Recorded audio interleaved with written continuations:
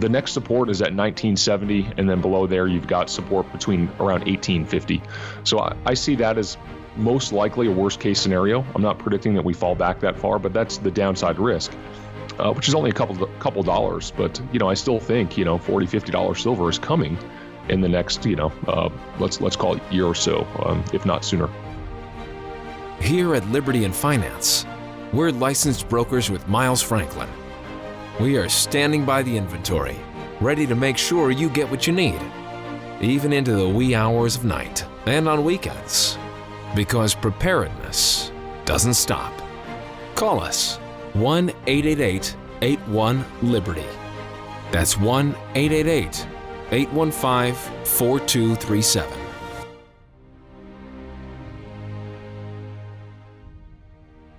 Hey everyone, this is Elijah K. Johnson with Liberty and Finance. And back with us today is our good friend Steve Penny from the Silver Chartist. And our affiliate link is silverchartistliberty.com. Steve, thank you so much for joining us today. You bet, Elijah. Thanks for inviting me back. Well, it's great to have you, especially in these times when we're seeing precious metals fall quite a lot. And the stock market also is taking a beating here. We're seeing silver really at the lowest level it's been in a couple of years here. So your perspective on what we're seeing, do you see that we could have further to fall? There's always downside risk. And I've said this before, but I think it's especially true right now that especially in silver, downside risk is very small relative to the upside potential over the next few quarters. The next support level, we lost key support at $21, $21.41 to be exact. So we drop below that. The next support is at 1970, and then below there you've got support between around 1850. So I see that as most likely a worst case scenario. I'm not predicting that we fall back that far, but that's the downside risk, which is only a couple dollars. But I still think $40, $50 silver is coming in the next let's call it year or so, if not sooner. And for silver in particular, why do you think that it can only fall a couple dollars when, a couple of years ago, we did see it fall all the way to around $11? Yep. So a couple things there. That is certainly possible if you get some kind of really quick spike low. But I think it was like March 16th, 2020 was that COVID spike low you talk about when we went down to $11. And that was the paper price. But you couldn't really get physical metal for that cheap. Maybe physical fell to $16, $17 or so, something like that. And that was very, very short-lived. That lasted a few days. So something like that is always an outside possibility as well. But I just can't see price staying below 1850 or so for more than a very, very brief period of time. The all-in sustaining cost for most of these mining companies is around $18, $19. And those input costs are rising with the price of diesel and fuel going up as well. So it's hard for a commodity like silver to stay below its cost of production for more than just a very, very brief period of time. It is interesting because, typically when we do see those spike lows, the premiums rise quite a bit. I have heard of people picking up silver around $14 on that spike low, which is, I think, a pretty good deal. But yeah, Eagles, I think I heard, were maybe upwards of $20. So it does seem like, when we do see those spike lows, premiums do increase.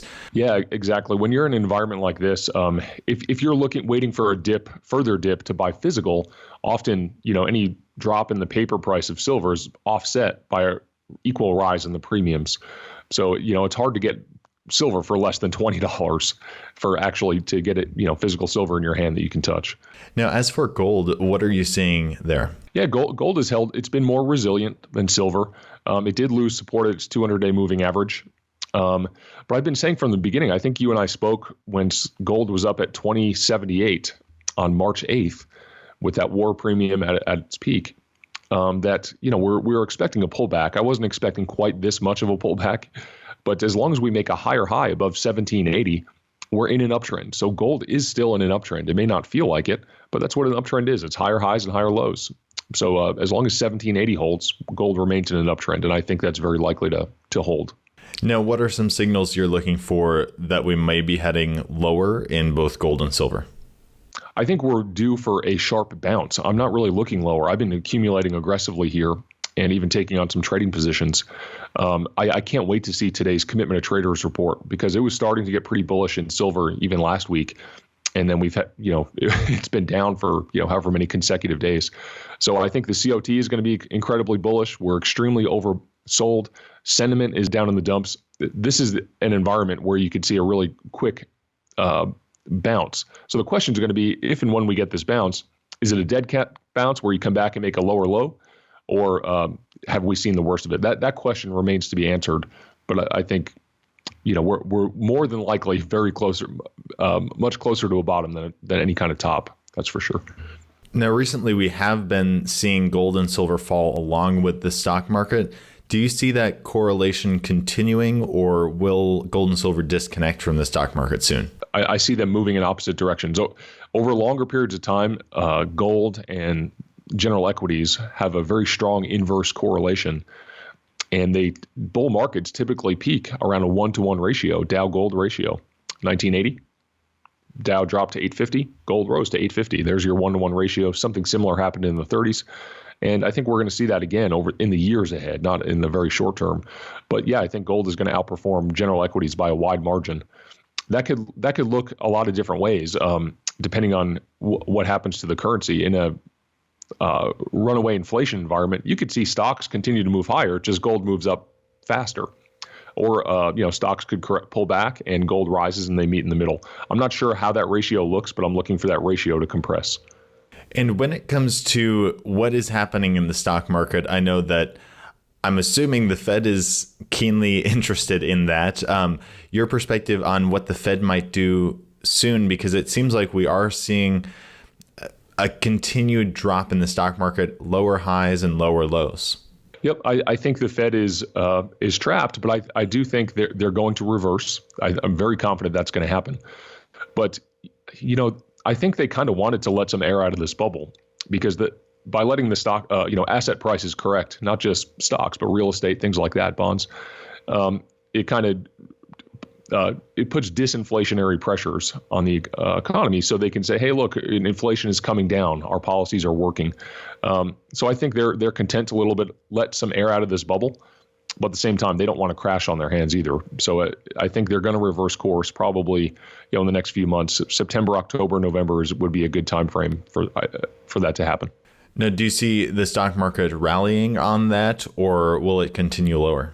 Stocks and the metals the markets are forward looking. So I think before you hear about any kind of Fed pivot, the markets are going to recognize that ahead of time, specifically bonds and the metals. And then usually the stock market's the last to wake up. But I think all of them will probably, reverse higher, including general equities. I think we're due for a bounce here. And I think the markets will anticipate that Fed pivot.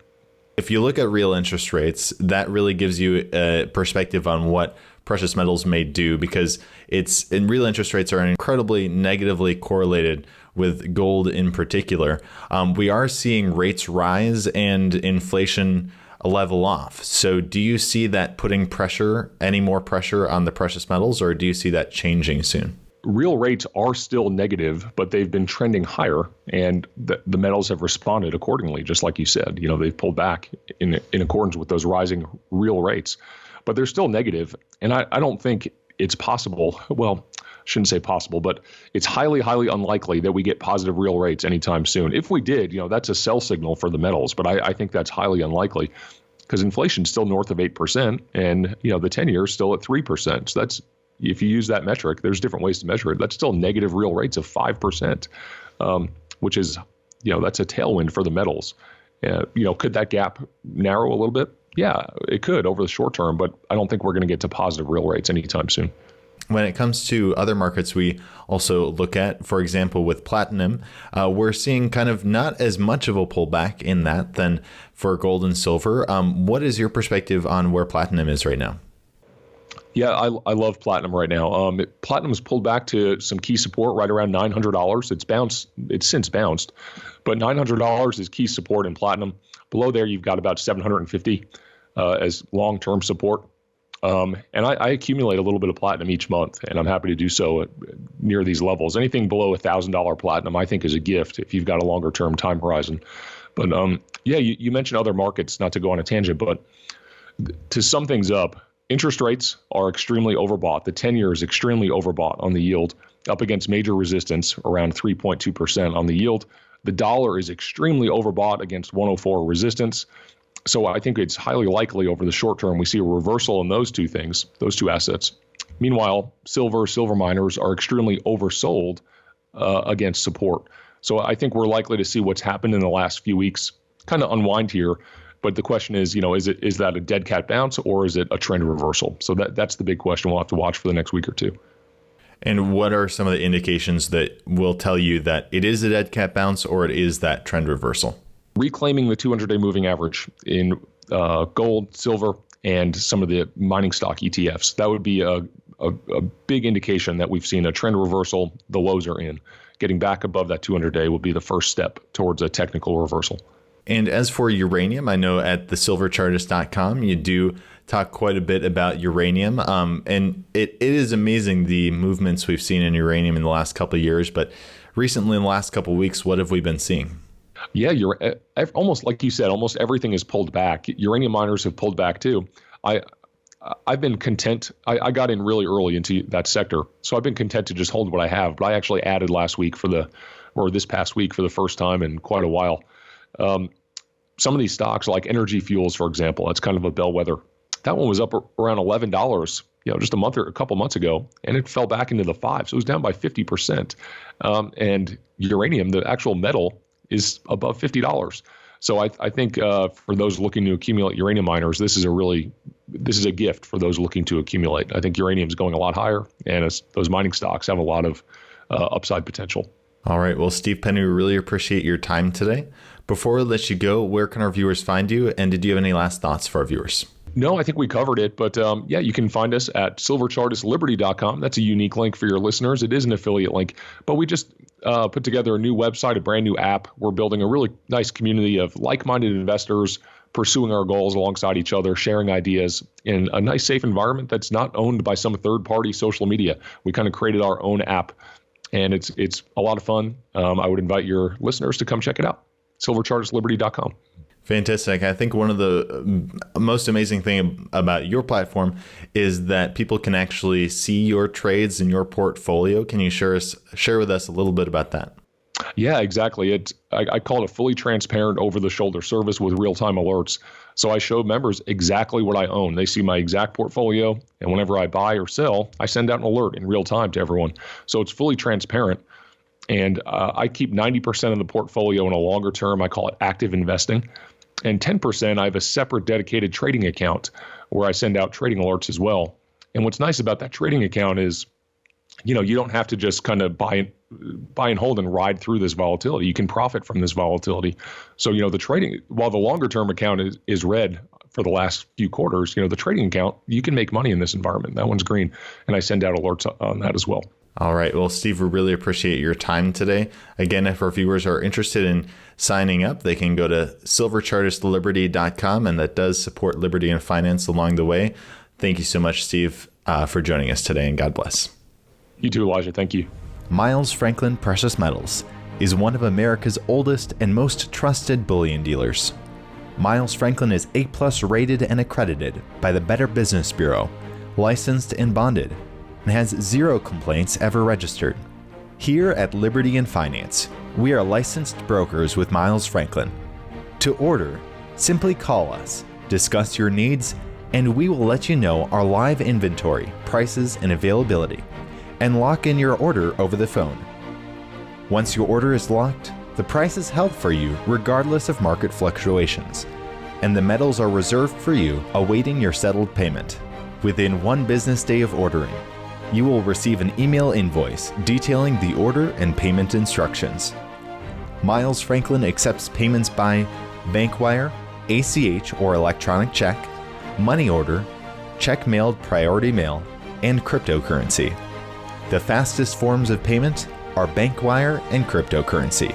Upon settled payment, metals will ship out within 3 to 5 business days.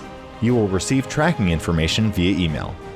Domestic shipping charges are $15 for any order under 500 ounces of silver or 10 ounces of gold. For orders larger than that, domestic shipping is free. The package will be double boxed, fully insured, and labeled discreetly, with no indication of the contents inside. For your privacy, the name Miles Franklin will not even be on the package. To talk to myself, Elijah, my brother Kaiser, or my father Dunnigan, call 1-888-81-LIBERTY. That's 1-888-815-4237.